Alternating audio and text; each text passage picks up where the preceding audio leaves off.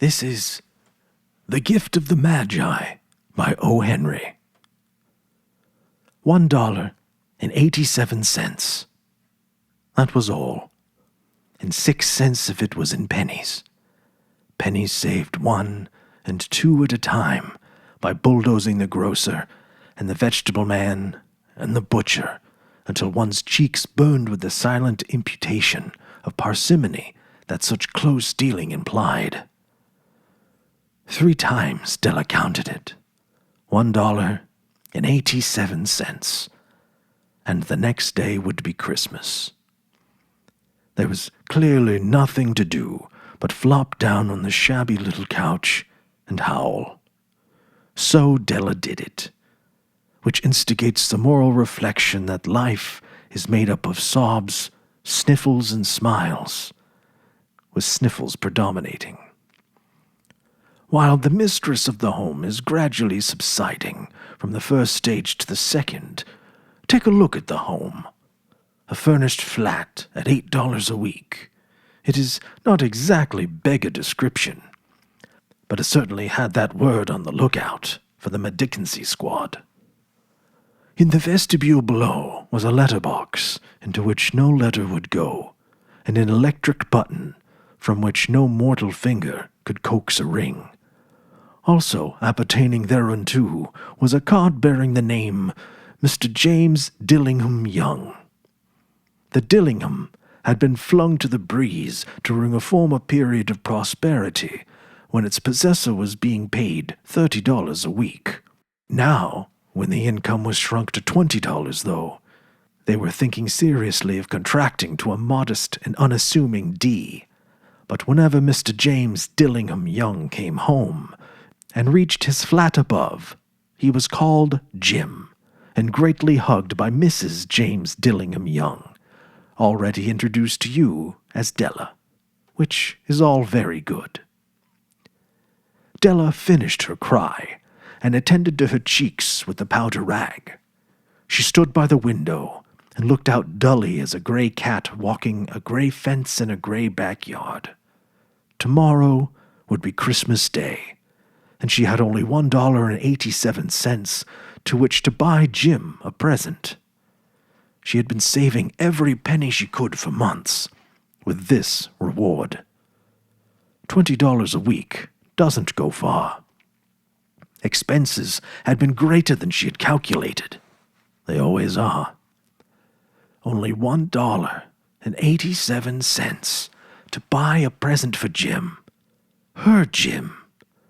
Many a happy hour she had spent planning for something nice for him. Something fine and rare, sterling. Something just a bit near to being worthy of the honor of being owed by Jim. There was a pier glass between the windows of the room. Perhaps you've seen a pier glass in an $8 flat. A very thin and very agile person may, by observing his reflection in a rapid sequence of longitudinal strips, obtain a fairly accurate conception of his looks. Della, being slender, had mastered the art. Suddenly, she whirled from the window and stood before the glass. Her eyes were shining brilliantly, but her face had lost its color within 20 seconds. Rapidly, she pulled down her hair and let it fall to its full length. Now, there were 2 possessions of the James Dillingham Youngs in which they both took a mighty pride. One was Jim's gold watch that had been his father's and his grandfather's. The other was Della's hair.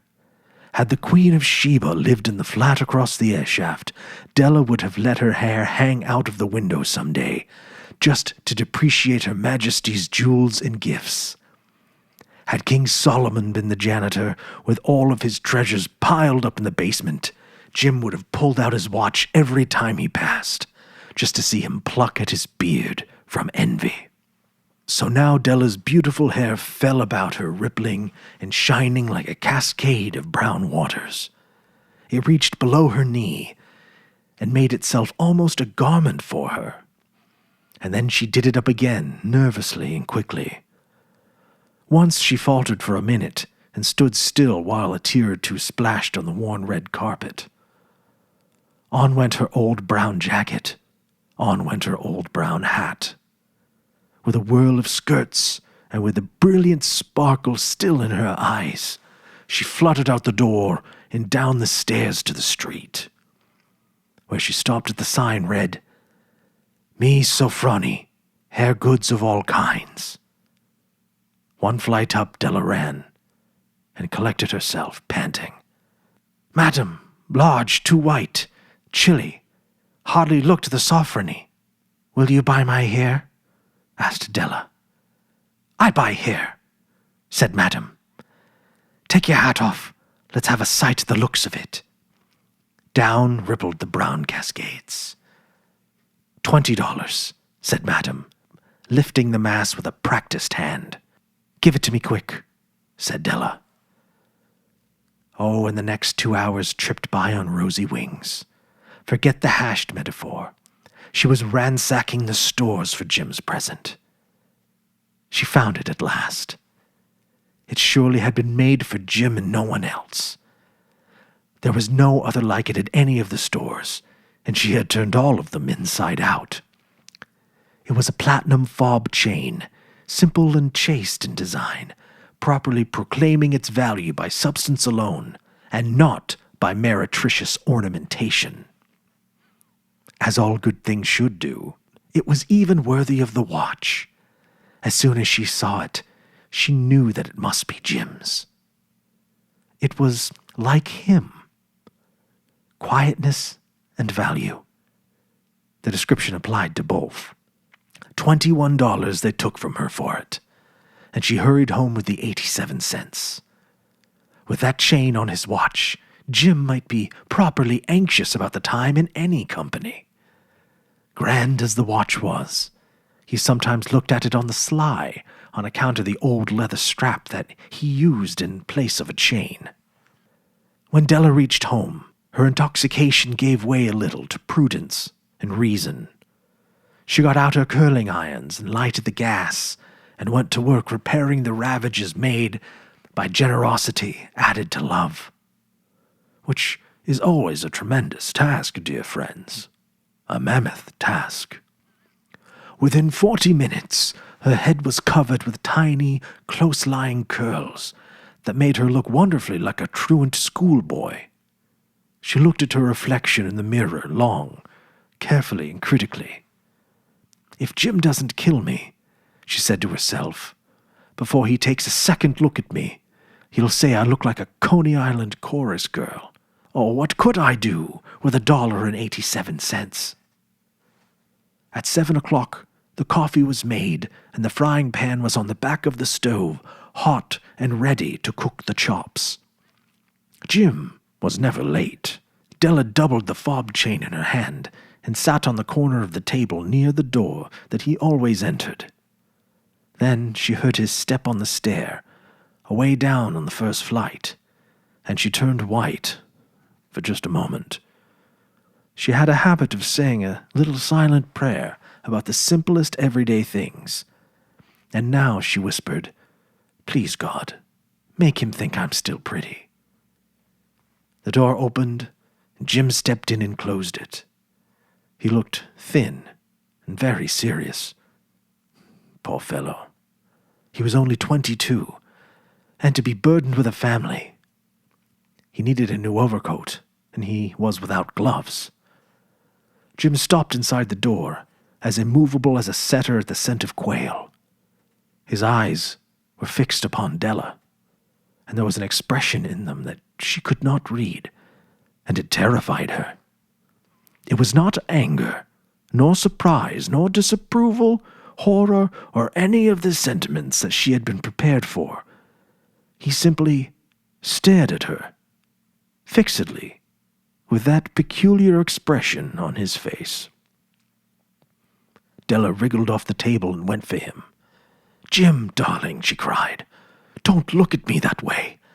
I had my hair cut off and sold because I couldn't have lived through Christmas without giving you a present. It'll grow out again. You won't mind, will you? I just had to do it. My hair grows awfully fast.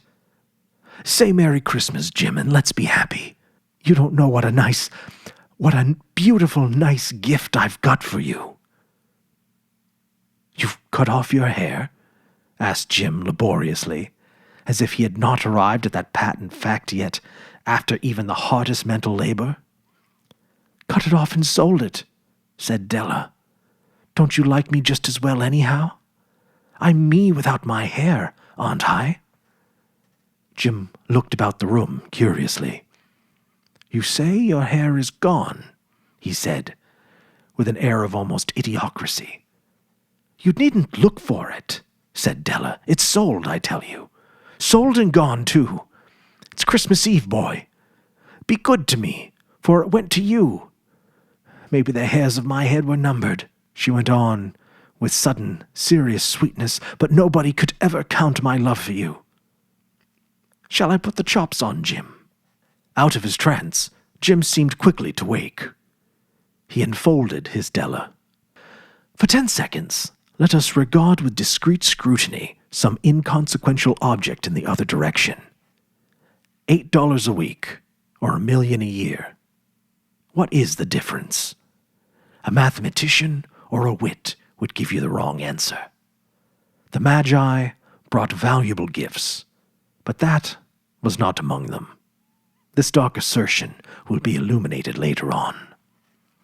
Jim drew a package from his overcoat pocket and threw it upon the table. "Don't make any mistake, Dell," he said, "about me. I don't think there's anything in the way of a haircut or a shave or a shampoo that could make me like my girl any less. But if you'll unwrap that package, you may see why you had me going a while at first." White fingers and nimble tore at the string and paper, and then an ecstatic scream of joy, and then, alas, a quick feminine change to hysterical tears and wails, necessitating the immediate employment of all the comforting powers of the lord of the flat. For there lay the combs. The set of combs, side and back, that Della had worshipped long in a Broadway window. Beautiful combs, pure tortoiseshell, with jeweled rims, just the shade to wear in the beautiful vanished hair. They were expensive combs, she knew, and her heart had simply craved and yearned over them without the least hope of possession. And now they were hers. But the tresses that should have adorned the coveted adornments were gone. But she hugged them to her bosom, and at length she was able to look up with dim eyes and a smile and say, "My hair grows so fast, Jim." And then Della leapt up like a little singed cat and cried, "Oh, oh." Jim had not yet seen his beautiful present. She held it out to him, eagerly upon her open palm. The dull, precious metal seemed to flash with a reflection of her bright and ardent spirit. "Isn't it a dandy, Jim? I hunted all over town to find it. You'll have to look at the time 100 times a day now. Give me your watch. I want to see how it looks on it." Instead of obeying, Jim tumbled down on the couch and put his hands under the back of his head and smiled. "Dell," he said, "let's put our Christmas presents away and keep 'em a while. They're too nice to use just at present. I sold the watch to get the money to buy your combs. And now suppose you put the chops on." The Magi, as you know, were wise men, wonderfully wise men, who brought gifts to the babe in the manger. They invented the art of giving Christmas presents. Being wise, their gifts were no doubt wise ones, possibly bearing the privilege of exchange in case of duplication. And here I have lamely related to you the uneventful chronicle of 2 foolish children in a flat, who most unwisely sacrificed for each other the greatest treasures of their home. But in a last word to the wise of these days, let it be said that of all who give gifts, these 2 were the wisest. Of all who give and receive gifts, such as they are wisest. Everywhere they are wisest. They are the Magi. Thank you for listening.